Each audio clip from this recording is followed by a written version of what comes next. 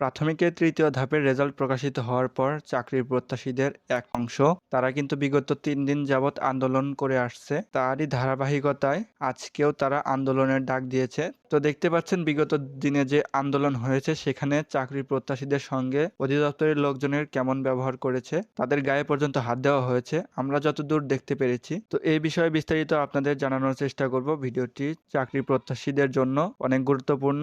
সকলে শেয়ার করবেন এবং আপনাদের মূল্যবান মতামতটি অবশ্যই কমেন্ট বক্সে প্রকাশ করবেন। দেখতে থাকুন এখানে কি তারা বলছে।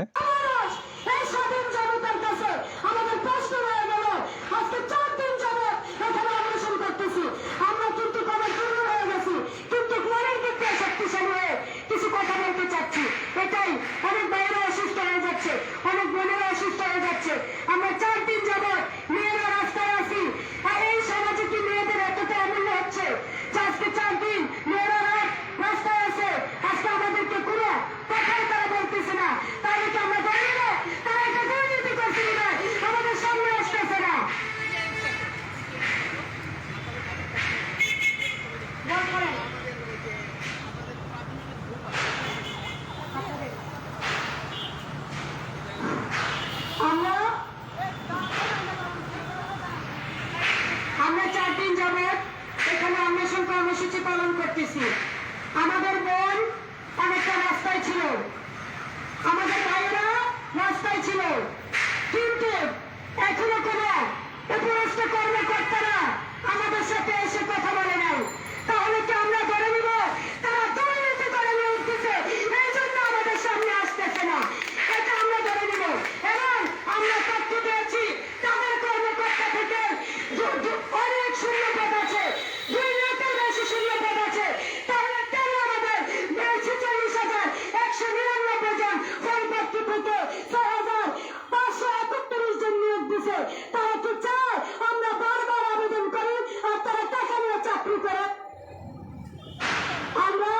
আমরা তাড়াতাড়ি এটাই চাই যে আমাদের ডক্টর ইউনূস স্যার, তিনি তরুণ প্রজন্মের অভিভাবক এবং আমাদের ছাত্র সমাজের বাইরে উপদেষ্টা মন্ডলী, শিক্ষক মন্ডলী আছেন, তারা আমাদের বিষয়গুলি দেখেন।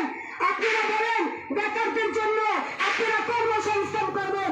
আমি বিশেষ করে উপদেষ্টা মন্ডলীদেরকে লক্ষ্য করে বলতেছি, আপনারা এখানে বালগঙ্গের আত্মনাদ শুনেন, শুনে বলেন এখান থেকে 46,199 জন ফলপ্রাপ্তি থেকে যদি আপনারা 20,000 নিয়োগ দেন, এখানে অনেক পরিবারে বেকারত্ব দূর হবে।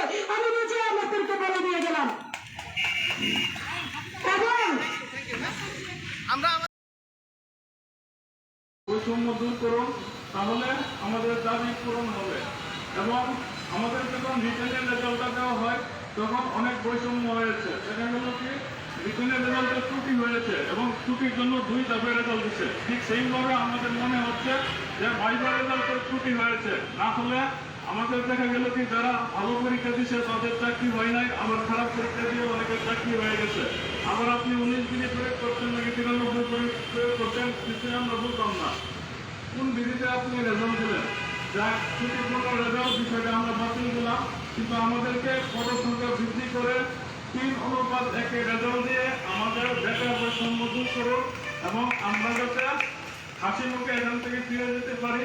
এই জন্য আপনার কাছে বিনীত অনুরোধ যে 3:1 রেজাল্ট দিয়ে আমাদেরকে বেকার বৈষম্য দূর করুন এবং প্রথম ধাপ দ্বিতীয় ধাপের মতো আমাদেরকে 3:1 রেজাল্ট দিন এবং আমরা এখান থেকে হাসি মুখে বিদায় নেব। হালিমা কিছু বলো। হালিমা। তো বন্ধুরা দেখলেন যে কি একটা অবস্থা প্রাথমিক শিক্ষা অধিদপ্তরের সামনে। তো আজকেও কর্মসূচি পালিত হচ্ছে এবং আগামীকালও কর্মসূচি পালিত হবে। আপনারা অবশ্যই সবাই উপস্থিত হওয়ার চেষ্টা করবেন।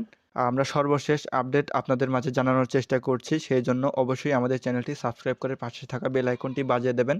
তো দেখা হচ্ছে অন্য কোনো ভিডিওতে, ততক্ষণের জন্য খোদা হাফেজ।